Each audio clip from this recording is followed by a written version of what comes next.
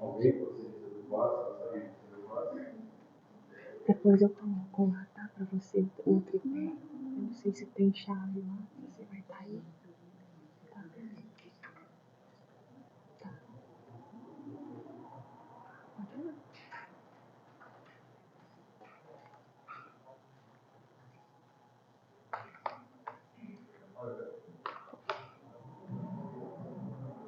Se estiver dando para ver, se estiver conseguindo ver, e se estiver ruim, a gente apaga um pouquinho aqui. Boa noite a todos. Jesus abençoe a cada um de nós que aqui nos encontramos na noite de hoje, sempre em busca de algo, seja do conhecimento, do consolo, seja em busca de forças para seguirmos adiante. Nós podemos ter a certeza que aquilo que nós buscamos, nós vamos encontrar aqui. A equipe espiritual dessa casa está auxiliando e tratando a cada um de nós. E esse auxílio e esse trabalho que é executado aqui na noite de hoje continua, né? Mesmo quando nós retornarmos para os nossos lares, vai continuar esse trabalho, essa assistência. E dessa forma, nós vamos começar esse estudo. Sandra, você verifica para mim só se está gravando? Tá, obrigada. Dando sequência à leitura do livro Caminho, Verdade e Vida, que é um livro psicografado por Chico Xavier, né, do seu benfeitor espiritual Emmanuel. E nesse livro, Emmanuel comenta, explica algumas passagens do Evangelho para a gente, explica aquelas passagens em que às vezes podem gerar alguma dúvida, né, que podem gerar interpretações errôneas, e ele vem de uma forma muito didática explicar, dentro da visão espírita, o que realmente foi tentado passar para a gente através desse ensinamento. A passagem da noite de hoje que ele vai comentar, ela está na primeira epístola de Paulo aos Coríntios, está no capítulo 15, no versículo 13.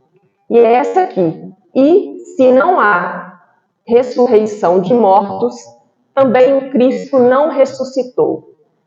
Antes da gente entrar no texto, na interpretação de Emmanuel, eu gostaria de fazer uma contextualização, né, para a gente entender o porquê dessa frase, o porquê Paulo escreveu dessa forma. Em primeiro lugar, essa comunidade do Coríntios era uma comunidade, era uma igreja que Paulo fundou. Então ele esteve na cidade de Corinto, que era uma cidade bem cosmopolita na época, era uma cidade grande, capital da Acaia. Ele esteve lá, já depois que ele já havia se convertido. Mais para frente nós vamos dar um pouco mais de detalhes sobre essa conversão de Paulo. Então ele fundou essa igreja, uma comunidade cristã que funcionava na casa de uma pessoa lá nessa cidade. E seguiu o seu trabalho de divulgação do Evangelho, né, por várias cidades, por vários locais. E em determinado momento, ele se viu com muitas dificuldades de gerenciar todas essas comunidades, porque todos requisitavam a sua presença. Todos precisavam da presença dele para esclarecer pontos importantes da doutrina. E ele não tinha como atender a todos, né, devido às dificuldades imensas que era de se locomover naquela época. Né, as viagens entre as cidades eram feitas a pé, então eram muito tempo entre uma viagem e outra, e eram situações assim muito difíceis, muito cansativas, perigosas, custosas, né?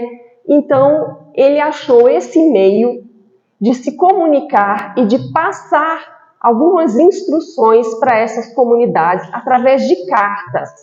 Então, isso que a gente está analisando aqui, era realmente uma carta de uma pessoa que se preocupava com outras pessoas de uma comunidade cristã que ele havia fundado. Então, é uma carta pessoal dele, onde ele vai esclarecer aqueles pontos de dúvida, onde ele vai exortar para o trabalho, onde ele vai animar a fé das pessoas. Então, para cada comunidade, havia uma carta, uma palavra específica, respondendo muitas vezes a questões levantadas por essa própria comunidade.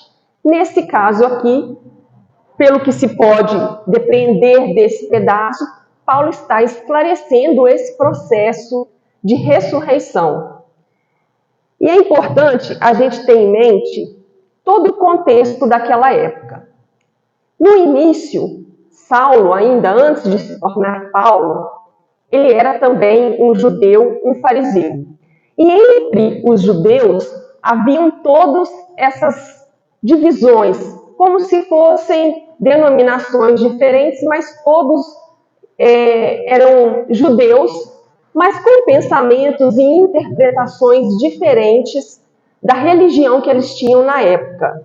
Então existia o grupo dos fariseus, dos saduceus, dos zelotas e dos essênios. Cada um com uma visão diferente a respeito da lei de Moisés e dos profetas que vieram antes de Jesus. Então, os fariseus, eles acreditavam que existia vida após a morte. Apesar de não saberem como isso se dava, eles tinham essa crença que existia vida após a morte.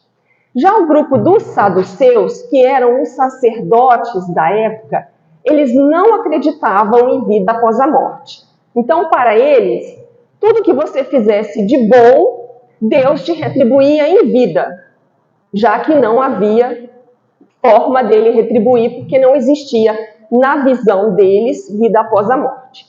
Tinha o grupo dos zelotas, que tinha uma visão um pouco mais belicosa, até assim, mais rígida da lei de Moisés. Eram aqueles defensores mais agressivos, mais veementes. E o grupo dos essênios, que era um grupo mais espiritualizado, com um conhecimento mais próximo até do que nós poderíamos dizer ser um conhecimento visando a evolução e o progresso espiritual. E é interessante que Kardec coloca no Evangelho segundo o Espiritismo, no capítulo 4, esse comentário a respeito dos judeus. Ele diz que criam eles que um homem que vivera podia reviver, sem saberem precisamente de que maneira o fato poderia dar-se. Então, especialmente os fariseus e os essênios tinham essa crença, apesar de não conhecerem os mecanismos pelos quais isso poderia acontecer. E da mesma forma que entre os judeus haviam essas divisões de interpretações, entre os cristãos, atualmente, também existe essa divisão de interpretação, Cada um faz uma leitura e entende de uma forma diferente o Evangelho de Jesus. Então, nós temos os espíritas, os católicos, os protestantes, os ortodoxos, todos se denominam cristãos, mas cada um enxerga de uma forma diferente, o mecanismo tanto de ressurreição ou reencarnação, quanto o que nos espera após a morte. Então, aqui cada um tem uma visão muito particular, Os espíritas têm a visão das múltiplas existências, que nós vamos envergar vários corpos, até que a gente consiga atingir um determinado grau de perfeição que vai nos libertar desse ciclo de precisar reencarnar várias vezes. Os católicos têm uma outra interpretação, os protestantes acreditam que eles vão ser salvos simplesmente por professarem uma fé, Você se arrepende e professa aquela fé, então na ideia deles eles serão salvos, serão merecedores do reino de Deus.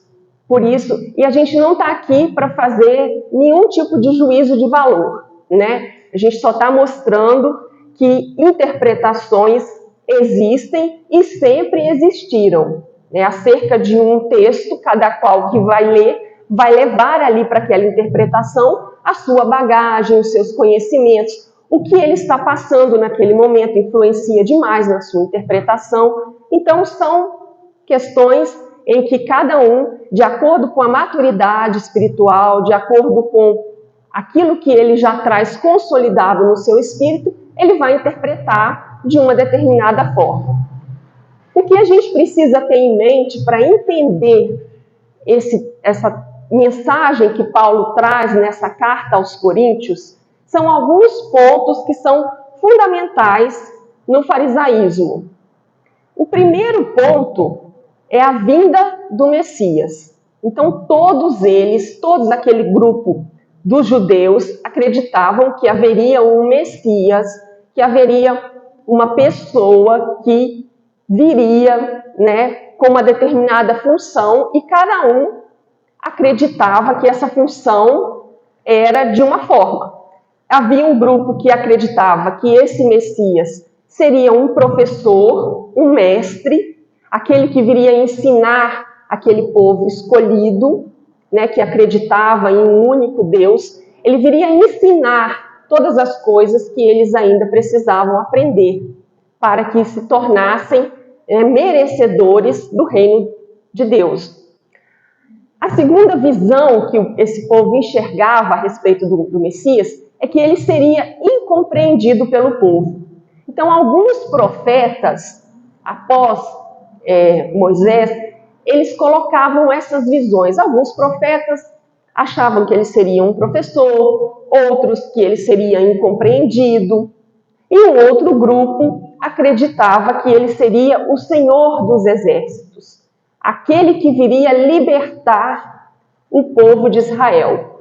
E como na época eles estavam sob o jugo romano, né, a sua religião era independente de Roma, mas a política estava subordinada aos romanos. Então eles eram um povo cativo.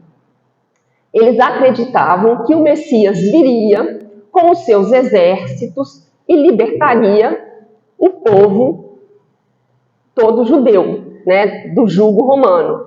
Então eram essas três visões, sendo que a que mais prevalecia era exatamente a última, que o Messias seria o Senhor dos exércitos.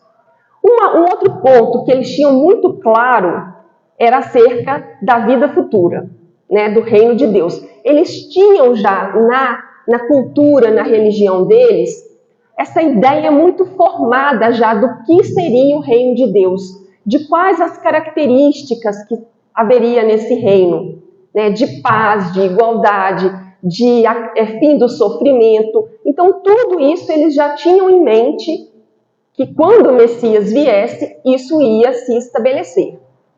E o último ponto fundamental eram as características do homem justo. Então, eles sabiam como deveria ser a pessoa para poder ela conseguir entrar nesse reino de Deus que eles acreditavam. Então, pela leitura da lei de Moisés, pela observação dos ensinos que os profetas trouxeram, eles foram estabelecendo, aqueles estudiosos foram estabelecendo algumas características que o homem deveria ter para ele ser admitido no reino de Deus. E Paulo de Tarso, como que ele ficava nesse cenário todo? Bom, Paulo de Tarso era um fariseu, então ele acreditava assim que havia alguma coisa após a morte, né, que existia vida, mas ele não sabia muito bem como. Ele era um doutor da lei, ou seja, ele conhecia profundamente todos aqueles textos que Moisés trouxe, os 5 livros de Moisés, todos os textos dos profetas. Ele conhecia com profundidade a ponto de ser um advogado, um defensor dessa lei. E ele acreditava que o Messias deveria ter poder sobre a morte. E é interessante que isso foi fundamental para a conversão dele. Porque Paulo ele não se converte ao cristianismo Até porque na época da conversão dele, nem existia esse termo cristão. Esse termo foi dado muito tempo depois por Lucas, que achou melhor substituir homens do caminho por cristãos, seguidores do Cristo, ao invés de serem homens do caminho, passariam a se chamar cristãos. Então, nessa época, Saulo, antes da conversão e se tornar Paulo, ele acreditava que o Messias deveria ter o poder sobre a morte. E o que ele sabia de Jesus antes desse encontro que o converteu era que Jesus era um galileu, que era considerado um povo assim bem mais ou menos, não eram pessoas respeitáveis, porque no sentido de não haver poder entre os galileus, riqueza, era um estado bem apagado. Então ele sabia que Jesus era galileu, que Jesus era carpinteiro, que Jesus tinha morrido crucificado, que era, na época, a maior humilhação que se poderia aplicar a uma pessoa. A morte por crucificação era a humilhação extrema para eles. Então, o que Paulo, na época ainda Saulo, sabia era que aquele homem, que ele considerava um homem vulgar, um homem comum, um simples galileu, tinha morrido.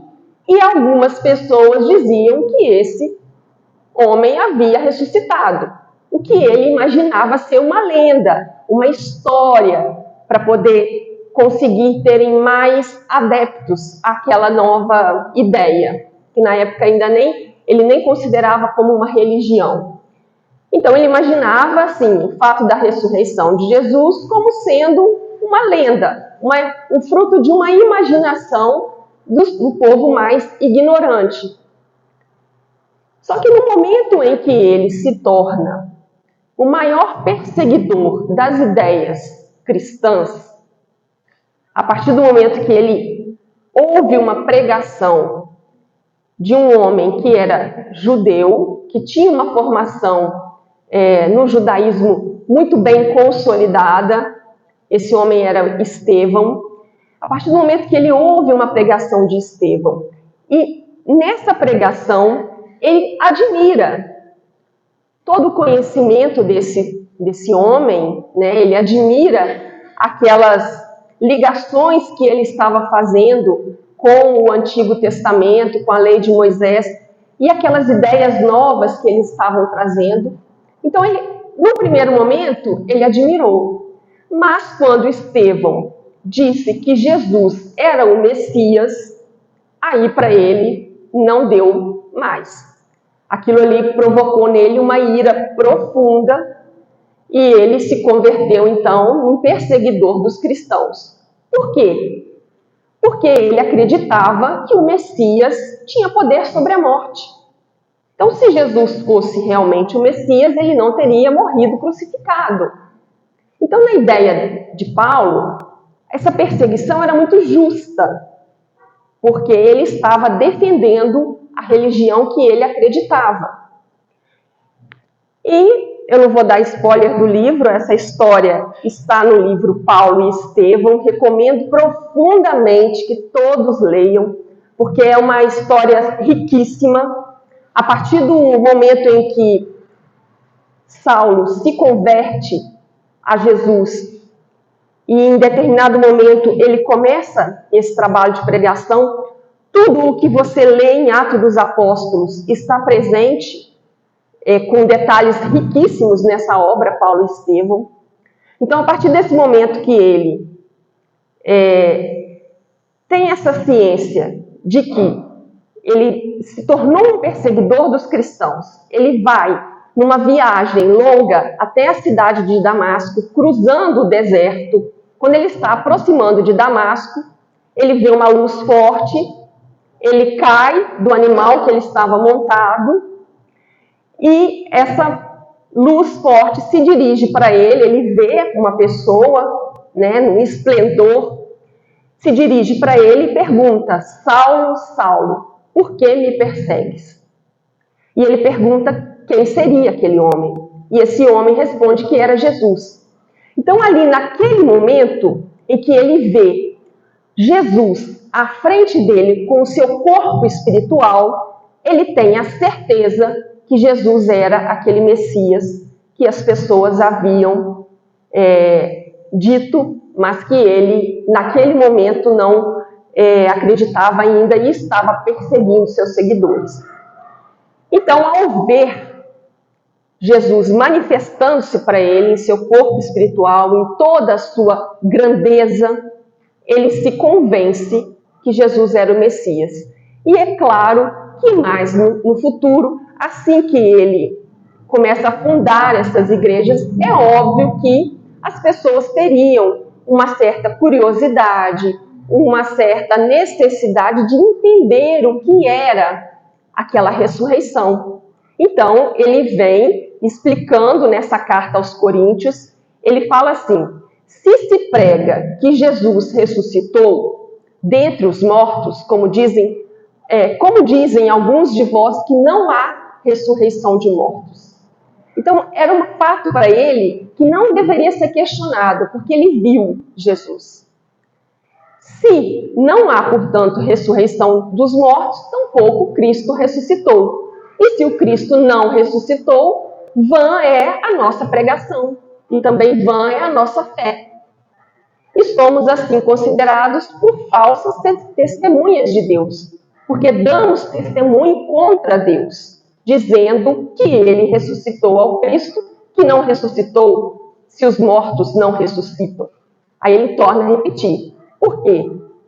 Se os mortos não ressuscitam, também o Cristo não ressuscitou. Ele está querendo deixar claro que se Cristo ressuscitou, então todos os mortos também haveriam de ressuscitar. De uma forma, é claro, diferente. Nós vamos entender na abordagem de Emmanuel como seriam esses mecanismos. Mas, se Cristo apareceu para ele ressuscitado, então todos os mortos haveriam de ressuscitar. Então, é isso que ele vai explicando nessa carta aos Coríntios. E existe, é claro, muitas passagens em que Jesus afirma essa necessidade da ressurreição, ou, eu vou colocar aqui, da reencarnação. Nós vamos ver o comentário de Kardec, logo a seguir, explicando o porquê substituir essa palavra ressurreição para reencarnação. Então, Jesus comenta assim: ninguém pode ver o reino de Deus se não nascer de novo.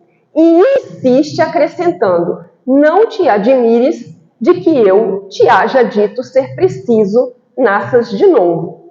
Então, aqui é um ensinamento, ele não deixa claro como é esse mecanismo, né? A gente conhece aquele diálogo de Jesus com Nicodemos. Nicodemos faz essa pergunta de como fazer para entrar no reino dos céus, e Jesus dá essa resposta que é necessário nascer de novo, mas ele não explica como, porque naquela época nós ainda não tínhamos a condição de compreender esse mecanismo.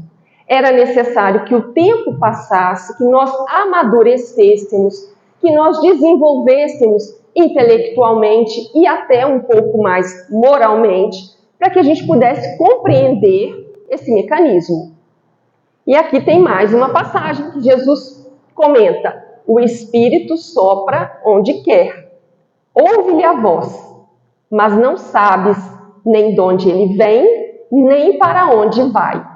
E Kardec vai explicar essa fala de Jesus também no Evangelho segundo o Espiritismo, no item 9, no capítulo 4.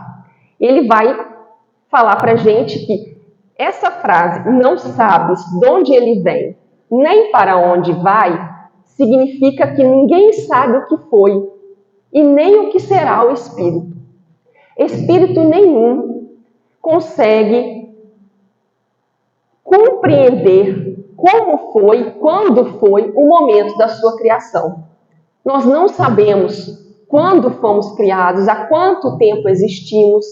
Então, o Espírito, ele não sabe de onde veio. Ele não sabe ainda exatamente para onde vai. Nós temos o conhecimento que Jesus nos trouxe. que nós vamos chegar a um grau de perfeição, de pureza, que é cabível a nós, seres humanos, né? Porque aquele que é absolutamente perfeito é só Deus, mas nós somos perfectíveis, então nós vamos chegar a uma determinada perfeição, mas a gente ainda não sabe muito bem como, quando. Nós não sabemos, nós estamos nessa jornada. Sabemos que lá no fim seremos espíritos perfeitos, mas não sabemos precisar como vai se dar isso. Então, Kardec continua a explicação. Se o espírito ou alma fosse criado ao mesmo tempo que o corpo, saber-se-ia de onde ele veio, pois que se lhe conheceria o começo. Então, aqui tem esse ensino de Jesus, que o espírito ele não é criado no mesmo tempo do corpo. Né? Quando nós temos a concepção, ali o espírito se vincula àquele corpo que está formando. Né? Ele ganha aquele novo veículo para se expressar aqui no mundo, mas o espírito já existia antes. Então, essa passagem, ela consagra o princípio da pré-existência da alma e o da pluralidade das existências. Então, por essa expressão de Jesus, nós podemos afirmar que a nossa alma existiu antes desse corpo que a gente está envergando aqui hoje e que nós vamos existir em outros corpos. O nosso espírito vai habitar em outros corpos até que nós tenhamos essa condição de pureza que é capaz de nós atingirmos. Então, continuando, mais uma fala de Jesus acerca desse assunto. Então, Jesus fala que, se referindo a João Batista, ele mesmo é o Elias que há de vir. E não há aí figura e nem alegoria, é uma afirmação positiva. Então, isso aqui é um comentário também de Kardec, que isso é uma afirmação positiva de Jesus. Ele afirma com toda certeza que João Batista era aquele mesmo espírito, naquele profeta Elias, que voltou em um novo corpo para dar sequência no seu trabalho de divulgação, né, de conclamação do povo ao arrependimento. Então, Jesus continua falando, desde o tempo de João Batista até o presente, o reino dos céus é tomado pela violência. E aí, o que significam essas palavras? Uma vez que João Batista ainda vivia naquele momento. Então, por que Jesus falou desde o tempo de João Batista? Se João Batista ainda estava encarnado quando Jesus proferiu essas palavras. Ele estava, na verdade, se referindo à reencarnação anterior, em que João Batista foi Elias. Então, Jesus as explica dizendo, se quiserdes compreender o que digo, ele mesmo, João Batista, é o Elias que há de vir. Então, isso estava nas profecias, né? Esse retorno do profeta Elias. E Jesus comenta isso para os seus apóstolos. Né? E aqui, quando ele fala que o reino dos céus é tomado pela violência, ele está se aludindo à violência da lei de Moisés, né? Que era aquele olho por olho, dente por dente, você exterminar o blasfemo, né, com a morte. Então, era isso que os demais deveriam fazer, né, para poder defender a lei. Então, Jesus vai mostrar para a gente que agora o processo de chegar a esse reino dos céus, de adentrar esse reino, era diferente daquilo que Moisés tinha colocado, que já não era mais do olho por olho, dente por dente, né, que agora era através do amor e do perdão.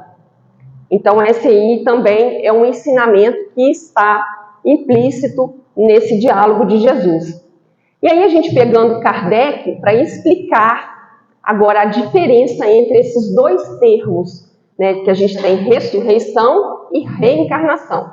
Kardec vai dizer assim, resignavam pelo termo ressurreição o que o Espiritismo mais judiciosamente chama reencarnação.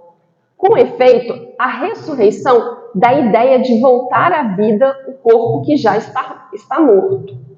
O que a ciência demonstra ser materialmente impossível, sobretudo quando os elementos desse corpo já se acham desde muito tempo dispersos e absorvidos. Se a gente fizer um exercício simples, a gente vai ver que essa ressurreição de corpo, ela é inviável. Se a gente imaginar todos aqueles que viveram há 2000 anos atrás ressuscitando, como? Aqueles corpos já estão decompostos. Então, como que aquele corpo, aquele mesmo corpo, vai voltar à vida? Então, não é esse o significado, não é o corpo, mas se trata do espírito. Então, a reencarnação, ela dá essa ideia mais clara desse mecanismo. Ela é a volta da alma ou espírito à vida corpórea, mas em um outro corpo, especialmente formado para ele, e que nada tem de comum com o antigo. Então, quando a gente fala, por exemplo, aquela história de Lázaro, que Jesus ressuscitou Lázaro, ali sim pode-se dizer que foi uma ressurreição. Lázaro estava morto e aquele mesmo corpo voltou a viver. Aquilo ali foi uma demonstração de Jesus. Mas esse processo de reencarnação, ele se dá em um novo corpo. E aqui, essa figura, a fonte dela é de um estudo realizado pelo Saulo César Silva, que é um grande estudioso espírita. O Saulo, ele ajudou a coordenar o trabalho gigantesco da obra O Evangelho por Emmanuel. São 7 volumes, e ele pega todos os comentários que Emmanuel fez e ele vai relacionando aquilo com todos esses versículos. Então, depois de muito estudar todas as interpretações que Emmanuel coloca nesse assunto, ele fez esse modelo tentando equacionar o que seria ressurreição e reencarnação. Então, aqui a gente tem a vida material. Depois da vida, vai acontecer em determinado momento a morte, a desencarnação. E aí, há o que Emmanuel chama de uma ressurreição. O que é isso? Você ressurge no plano espiritual, com o seu perispírito, daquela forma como você quer se apresentar no mundo espiritual. Se você é um espírito puro, você permanece com esse veículo espiritual, então você realmente ressuscitou no mundo espiritual. Mas se você é um espírito mais ou menos feliz, ou se você carrega ainda imperfeições, você tem a necessidade de melhorar. Então, você vai retornar à vida material através desse mecanismo de reencarnação em um novo corpo. O seu espírito vai ser vinculado a um novo corpo no momento da concepção. Você volta à vida material e você vai ficar nesse ciclo até que, como espírito puro, você possa ressurgir no mundo espiritual e lá permanecer para continuar a sua evolução independente da matéria. Então, isso aqui é o que o Emmanuel nos traz, esse mecanismo acerca desses 2 fatores, de ressurreição e reencarnação. E aí no texto da noite de hoje, no Caminho, Verdade e Vida, ele vai tentar explicar para a gente o porquê dessas 2 formas de expressar e deixar as coisas um pouco mais claras. Ele começa o texto dizendo que teólogos eminentes, tentando harmonizar interesses temporais e espirituais, obscureceram o problema da morte, impondo sombrias perspectivas à simples solução que lhe é própria. Então, o que ele está falando? Que devido a alguns interesses, as pessoas que estudavam a religião foram colocando em meio ao Evangelho as suas interpretações pessoais de acordo com aquilo que convinha. Então, ali deu origem a essa ideia de zona de punição ou expurgo, que a gente já ouviu falar como inferno, purgatório. Então isso foi criado obedecendo a interesses para tentar manter as pessoas mais cativas, né, na religião. Ou a outra visão é que você ficaria nesse sono indefinível até o dia do juízo final. Então, eles liam ali o Evangelho e estabeleceram essas duas possibilidades para depois da morte. Ou você vai para o inferno ou purgatório, ou você dorme um sono até o dia do juízo final. Mas ele também diz que a inteligência humana evoluiu. Então, nós desenvolvemos outras possibilidades de observação e raciocínio. Isso foi muito bem feito no trabalho de Kardec. Através da observação da história daqueles espíritos que se manifestavam por vias mediúnicas, ele foi capaz de estabelecer quais eram as condições da vida desses espíritos no plano espiritual. Então, ele constatou que haviam espíritos que eram felizes, aqueles que eram muito atormentados, aqueles que eram infelizes, os que eram mais elevados, outros menos. Então, tudo foi fruto de uma observação, de um raciocínio, né, de uma visão muito científica e muito séria de tudo que estava acontecendo ali naquele ano antes de 1857, que foi o ano que foi lançado o primeiro livro. Então, Emmanuel, ele continua dizendo que a ressurreição é vida infinita e que vida é trabalho, júbilo e criação na eternidade. Então, se é vida infinita e se vida é trabalho, a gente não pode imaginar um plano espiritual onde você vai ficar ocioso ou adormecido, porque nós necessitamos do trabalho para aprimorar, para evoluir. Então, isso não tem lógica, né? Isso não tem nenhum fundamento. E aí ele traz essa pergunta para a gente. Como qualificar a pretensão daqueles, né? Aí ele está falando desses teólogos que colocaram essas duas opções. Como qualificar a pretensão daqueles que designam vizinhos e conhecidos para o inferno ilimitado no tempo? Você imagina, se você se equivoca em um momento de desatino, de desatenção, você comete um crime, você erra. Foi um instante em que você fraquejou. Será que Deus seria capaz de te condenar eternamente? Será que Deus seria capaz de te colocar em um lugar onde você, por um instante que você duvidou, que você fraquejou, você pagar pela eternidade com o seu sofrimento? Então, esse não seria um pai. Então, isso não faz sentido. E aí ele traz uma outra questão para a gente analisar. Isso é Emmanuel nos perguntando. Como acreditar permaneçam adormecidos milhões de criaturas aguardando o minuto decisivo de julgamento, quando o próprio Jesus se afirma em atividade incessante? Então não faz sentido também que a gente permaneça nesse estado de sono, principalmente porque seria injusto. Se nós cometermos algum equívoco e adormecermos e só acordarmos nesse dia do juízo, como nós vamos ter a possibilidade de reparar, de nos arrepender, de consertar esse erro? Então, se a gente não tiver uma outra chance, no dia do juízo seremos condenados.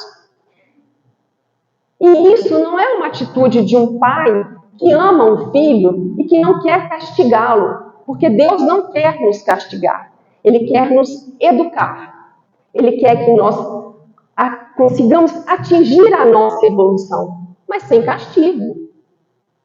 Nós temos, sim, consequências das nossas escolhas. Isso é uma lei natural, assim como existem as leis da física. se eu jogar alguma coisa na parede, dependendo da elasticidade disso que eu vou jogar, ela vai voltar contra mim. Isso é uma lei. Não tem como. Se eu jogar algum objeto dessa altura, ele vai cair. A não ser que alguém anule a gravidade, mas é uma lei. Ele vai cair. Se eu deixar esse microfone, se eu soltar, ele vai cair no chão. Então, são leis inderrogáveis. E nós sabemos que existe a nossa lei de evolução, e essa sim é inderrogável. Então, Emmanuel vai concluindo que os argumentos teológicos, eles são respeitáveis. No entanto, nós não devemos desprezar a simplicidade da lógica humana. Eu tirei um pedacinho aqui para o texto não ficar muito longo. Então ele continua: somos compelidos a reconhecer que os negadores do processo evolutivo do homem espiritual, depois do sepulcro, definem-se contra o próprio Evangelho. Por que ele faz essa afirmação? Aquele que diz que nós não temos condição de evoluir, ele está contra o Evangelho. Porque o Evangelho é uma proposta de aperfeiçoamento. É uma proposta que Jesus nos traz, ele está nos mostrando o caminho. E nós precisamos de condições, de tempo, de amadurecimento para a gente ir trilhando esse caminho. Porque Jesus não veio aqui impor nada a ninguém. Ele nos faz um convite, nos mostra as melhores alternativas para que a gente possa conseguir essa comunhão com Deus o mais rápido possível.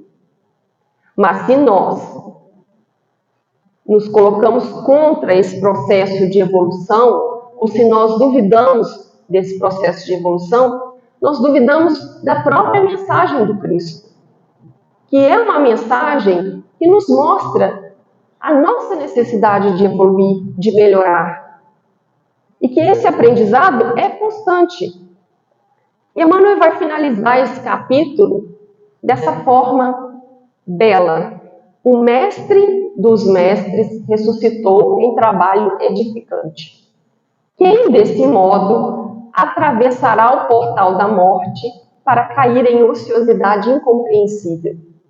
Somos almas em função de aperfeiçoamento, e além do túmulo, encontramos a continuação do esforço e da vida. Então, nós não adianta imaginarmos que vamos desencarnar e vamos encontrar aquele paraíso repleto de ociosidade.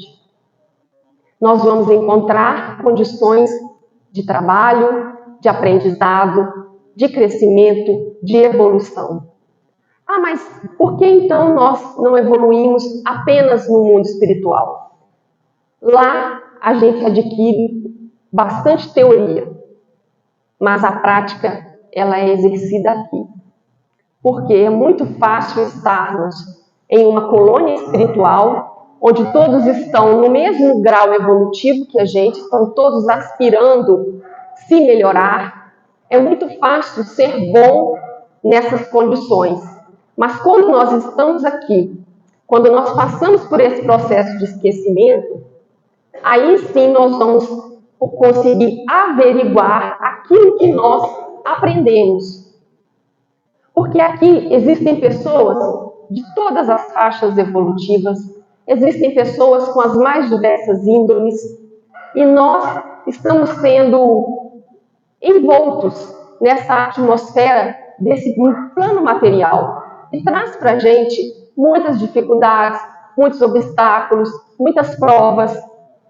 E é aqui que a gente vai realmente carimbar o nosso passaporte, dizendo, não, realmente você aprendeu, realmente você trilhou o caminho que você precisava para a perfeição.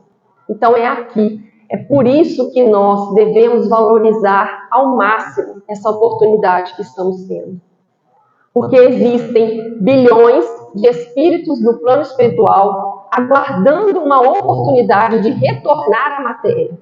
E nós temos o privilégio de estarmos aqui hoje, de conhecermos esses ensinamentos, de termos essa noção que nós precisamos nos melhorar a cada dia. Então, vamos aproveitar ao máximo essa oportunidade. Para a gente encerrar, nessa semana, nessa segunda-feira, antes da reunião mediúnica aqui, foi lido esse texto no livro O Espírito da Verdade, ditado por André Luiz, e que é muito interessante para a gente analisar. A vida humana constitui cópia imperfeita da vida espiritual.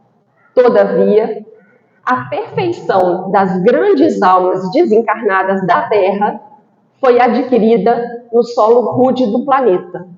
Então, vamos valorizar ao máximo essa oportunidade, porque todos aqueles que chegam bem do lado de lá aprenderam foi aqui.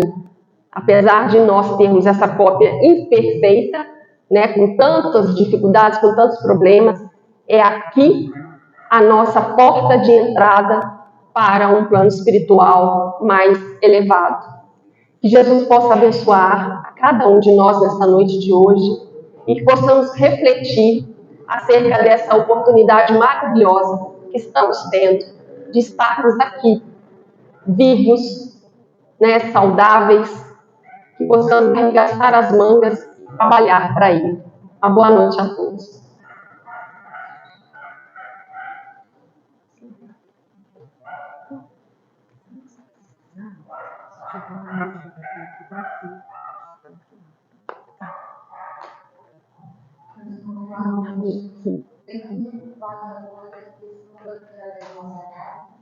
E complementando o que a Carmen falou, uma frase que eu gosto muito de falar, que é que nosso passado não é nosso almoço, nosso passado é nosso mestre.